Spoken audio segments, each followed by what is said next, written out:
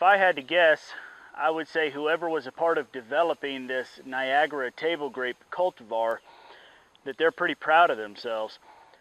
We have 2 of them along this trellis, and each in their own way, they are our best growers and producers right now.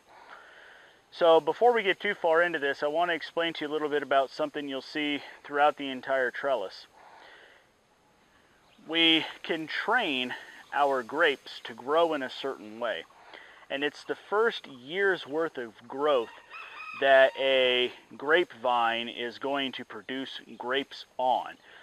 So this year we have this vertical growing piece and these 2 horizontal pieces, and this is their first year of growth, so they could produce grapes. Next year we'll have vines growing out of this vertical, and those will be what produce first year grapes. And then out of this horizontal, there'll be vines that we'll train to go vertical up and down, and it being their first year, those are what will produce grapes. The part that grows this year will not grow grapes. It will just produce more vines to produce grapes on. So this is the standard shape that we're going to reproduce throughout the entire trellis. We will leave horizontals going out and continue training this vertical all the way up till about 3 to 4 feet shy of the roof.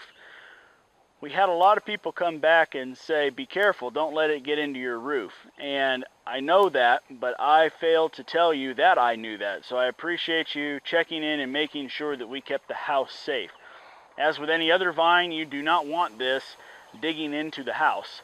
So it will still cast the shade that we need and still provide plenty of production by trimming it about 3 feet shy from the roof line. And we should only have to make that trimming once a year, because as the new vines come out and start reaching toward the house, we can trim them off and they will not send out, or should not send out, new vines, and we can just come back. But we'll keep an eye on it to make sure nothing happens. So this one is a Niagara grape, and it is our tallest grape. It is standing at about 6 feet in height. Let me show you how the rest are doing. Before I start showing you each individual plant, I thought I'd give you this as a point of reference. I'll highlight each one as I say their name. Starting at the closest on the far right of the screen is a Niagara green table grape. Next we have the Triumph Muscadine, a southern grape. Then another Niagara table grape. Then we have the Carlos Muscadine. Then the Scuppernong Muscadine, and the Concord grape at the far end. And I've got some concerns about the Concord, so stick around so you can see that and give me your advice down below in the comments. One more note about this Niagara before I move on. You will probably see this throughout the entire trellis, so I want to explain to you what's happening.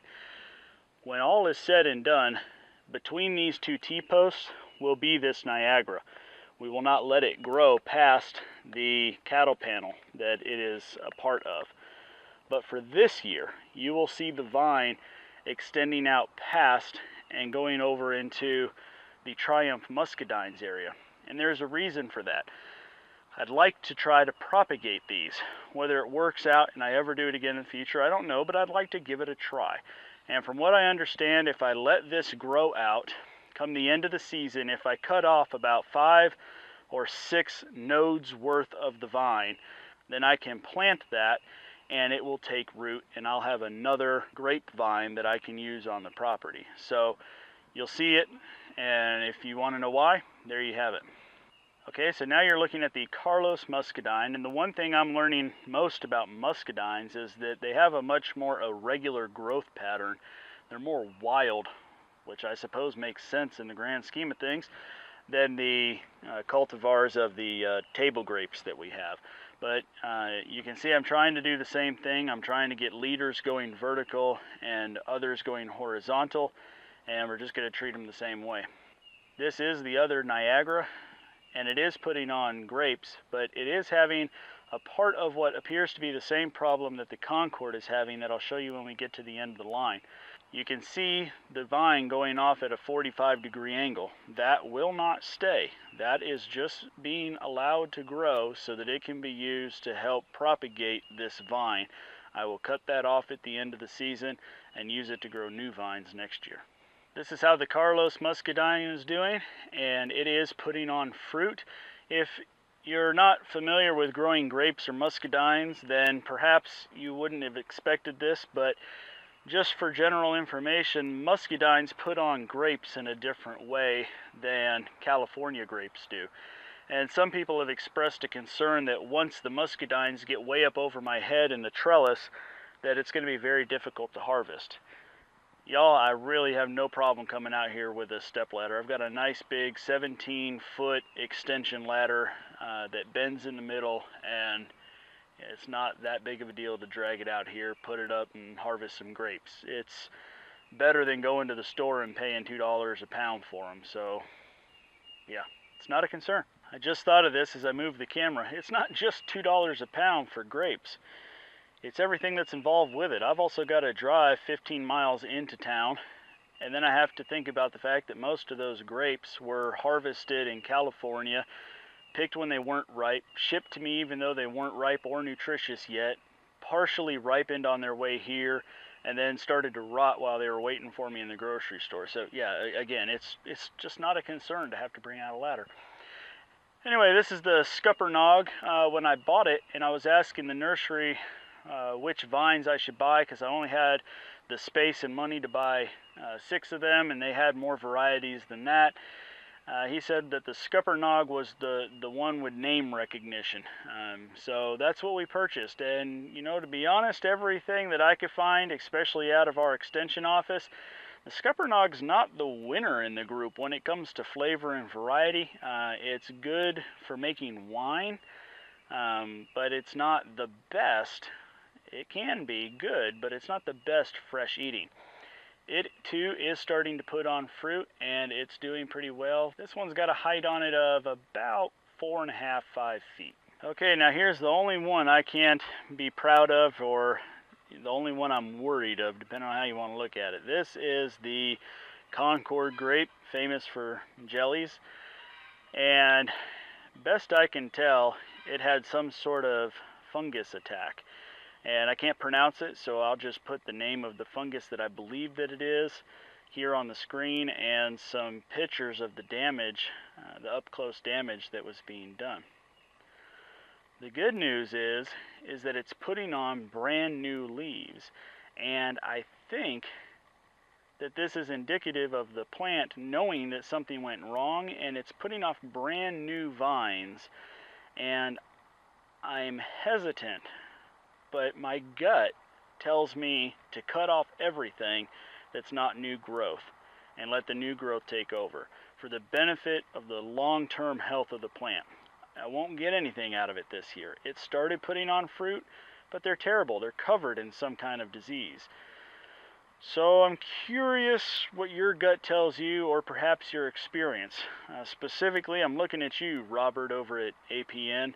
Let me know. Have you experienced this kind of damage on a grapevine, and did you have the guts to cut it back, and did that seem to be the best thing, or did you make the decision to let it go and it turned out to recover, or it just kept getting worse? I'd like to know your opinion on this.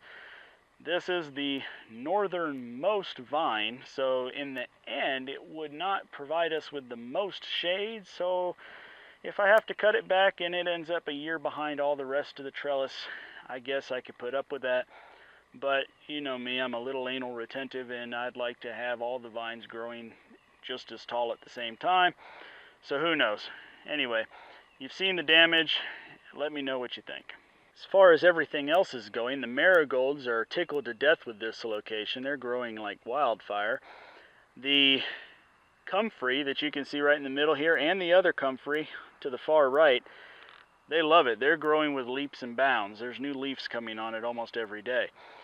The hyssop are not doing as well. They're not growing as quickly, and maybe they're a slower growing plant, but more importantly, this bald spot right here is where a hyssop was. So it didn't quite make it. But with any luck, these other ones will continue to grow, and we will be able to just harvest seed from them and propagate it ourselves. Anything else we put in by seed really isn't doing very well. The cowpeas that I put over here to grow are slow. They really haven't begun to do anything, but they're not dead. They just appear to be stunted. I think they're not happy only getting this hot afternoon sun. Every other bean that I've got or cowpea that I've got is in an area where it gets some good morning sun as well, and those are doing fantastic. Over here, they're not taking off, so we'll just have to see. Okay, everybody, I hope you enjoy the update on the grape trellis. It's not anything too spectacular to look at, but it's growing, and I can't be disappointed about that. I am serious and genuine on my question about that Concord grape. Please give me some suggestions on that. For some reason, I don't normally have a problem just cutting something back like the fruit trees, because I know that pruning them will help. But for some reason, I'm just second guessing my gut feeling on that one. But let me know what you think. I always thank you guys for watching. Please take a second and give that thumbs up button a click. That really helps things out, and you guys do a great job doing that on your own, which is why I don't usually pester you about it, but I'll take a moment just to ask you hit that thumbs up. And if you're a viewer but not a subscriber, you know there's a button right here below the video of this marigold that you can click on. Click on that J&J Acres logo and subscribe to the channel. That helps YouTube know that you guys don't just watch a video and move on, but that you keep coming back to our channel and we're a good one that they should recommend to people. So click on that, subscribe to us, and we appreciate your support tremendously. Every subscription helps to go towards building our channel, which helps build our homestead. So thank you all so much. Y'all are a great community, and we appreciate you viewing all of our videos. We'll see you next time.